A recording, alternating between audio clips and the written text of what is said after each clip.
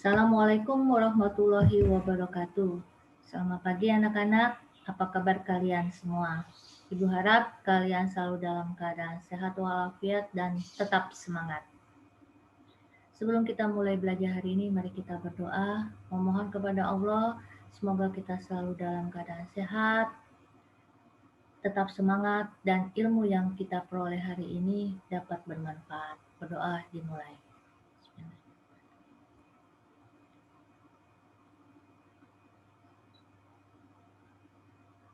Berdoa selesai. Hari ini Ibu akan membahas bab 3, di mana bab 3 ada 4 materi ya, submateri. Yang pertama Ibu akan membahas submateri yang pertama, yaitu perdagangan internasional. Perdagangan internasional. Kemampuan suatu negara untuk menghasilkan barang dan jasa tidak sama. Ada negara yang kaya akan sumber daya alam, ada juga negara yang kurang memiliki sumber daya alam. Perbedaan ini dipengaruhi oleh luas daerah, letak geografis, dan iklim dari negara tersebut. Untuk memenuhi kebutuhan negara dapat dihasilkan oleh sendiri dan bisa juga membeli dari negara lain. Kondisi inilah yang mendorong setiap negara melakukan perdagangan internasional.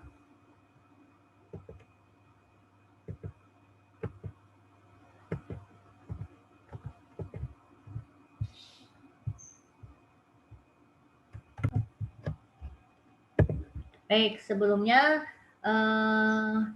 Ibu harap nanti kalian dapat menjelaskan pengertian dan faktor-faktor perdagangan internasional. Yang keduanya, kalian dapat atau mengerti atau mendeskripsikan manfaat dari perdagangan internasional. Dan yang ketiga, kalian dapat mengetahui atau menguraikan kegiatan ekspor dan impor. Dan terakhir, kalian dapat menjelaskan hambatan dari perdagangan internasional. Maka pengertian perdagangan internasional adalah proses tukar-menukar barang dan jasa antar dua negara atau lebih dengan tujuan mendapatkan keuntungan atau laba. Di dalam kegiatan perdagangan internasional ada dua kegiatan, yaitu satu yang dinamakan kegiatan ekspor. Apa itu kegiatan ekspor? Kegiatan ekspor itu mengirimkan barang atau menjual barang ke negara lain, dan negara yang melakukan ekspor disebut eksportir. Contohnya, kita mengekspor barang dari sumber daya alam yang kita miliki seperti bahan pangan, besi, baja, atau karet. Dan barang-barang tersebut yang dijual disebut komoditas ekspor. Selain kegiatan ekspor, yang kedua adalah kegiatan impor. Apa itu kegiatan impor? Itu masuknya barang dari negara lain. Dan negara yang melakukan impor disebut importir. Contohnya, kita menerima peralatan yang tidak ada di Indonesia seperti mesin-mesin listrik, kendaraan, dan mesin-mesin pabrik. Nah, barang-barang tersebut disebut dengan komoditas impor.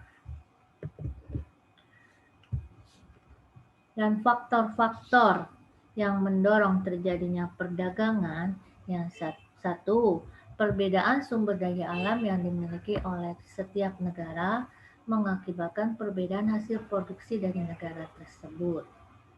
Contohnya, sumber daya alam Indonesia itu mampu mengekspor bahan pangan seperti sayur mayur, hasil hutan, dan rempah-rempah yang berkualitas unggul yang tidak dimiliki oleh negara lain dan diperlukan oleh negara lain. Karena tidak semua memiliki sumber daya alam yang diunggulkan, yaitu yang disebut dengan keunggulan absolut. Ya, jadi keunggulan absolut itu keunggulan suatu negara yang mampu memproduksikan barang atau jasa yang tidak dimiliki oleh negara lain, yaitu keunggulan absolut. Berikut yang kedua yaitu faktor perbedaan tingkat kualitas sumber daya alam manusia.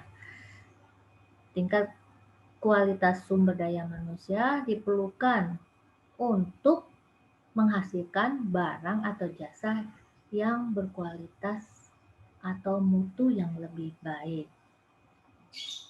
Dan yang ketiga, perbedaan ilmu pengetahuan dan teknologi. Negara yang menguasai ilmu pengetahuan dan teknologi akan mampu memproduksi barang atau jasa lebih banyak dan menekan atau menghemat biaya produksi. Itu disebut dengan comparative advantage ya.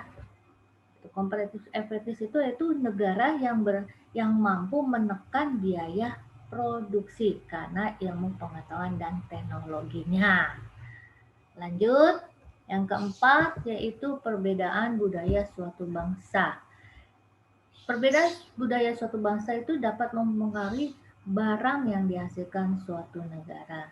Misalnya negara Indonesia terkenal dengan seni ukir dan batiknya. Itu sangat mempunyai daya tarik untuk negara lain.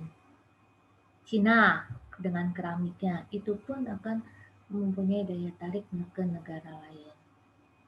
Berikut yang terakhir, perbedaan harga barang, upah biaya produksi, dan selera konsumen akan mempengaruhi perdagangan internasional. Itu adalah faktor-faktor yang mendorong terjadi perdagangan internasional. Lanjut. Dan apa manfaat perdagangan internasional? Manfaat perdagangan internasional diantaranya satu, memperoleh barang atau jasa yang tidak dapat kita produksi.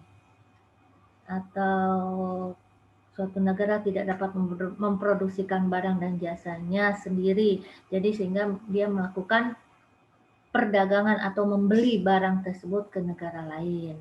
Yang kedua, memperluas lapangan pekerjaan, memperluas pasar dan menambah keuntungan. Yang ketiga, negara tersebut dapat memenuhi kebutuhan masyarakatnya karena tidak memiliki kebutuhan tersebut. Yang keempat, meningkatkan hubungan persahabatan antar negara.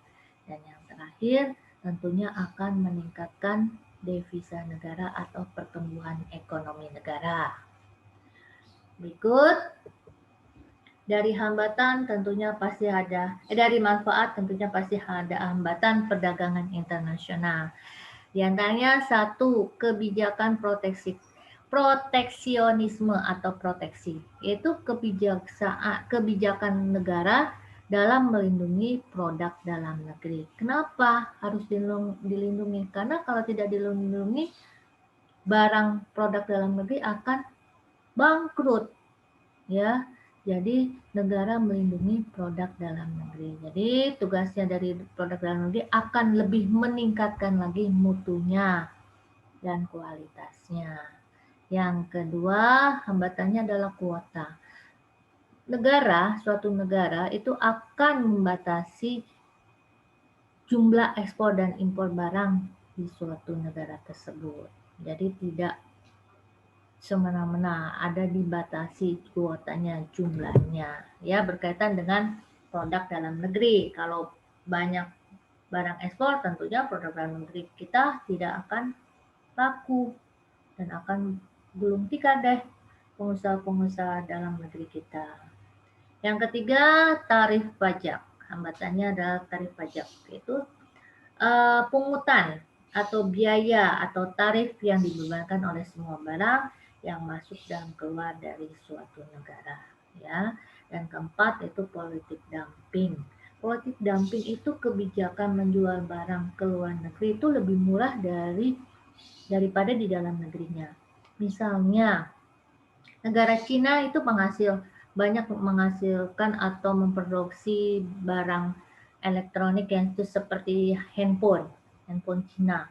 Handphone Cina kalau dijual ke negara Indonesia itu akan lebih murah dibanding kita membeli di negeri Cinanya sendiri. Kenapa? Ya, itulah yang disebut dengan politik dumping. Kenapa? Tujuannya itu ada. Politik dumping itu akan meningkatkan devisa negara. Ya, itu disebut dengan politik dumping. Berikut, ya, setelah Ibu menjelaskan, Ibu terakhir akan memberikan tugas buat kalian. Satu, jelaskan perbedaan perdagangan dalam negeri dan perdagangan internasional beserta masing-masing contohnya. Dan tulis jawabannya dalam bentuk tabel, berbentuk Word, dan kirim ke Ibu, ke email Ibu. Cukup sekian materi hari ini, Ibu ucapkan terima kasih. Assalamualaikum warahmatullahi wabarakatuh.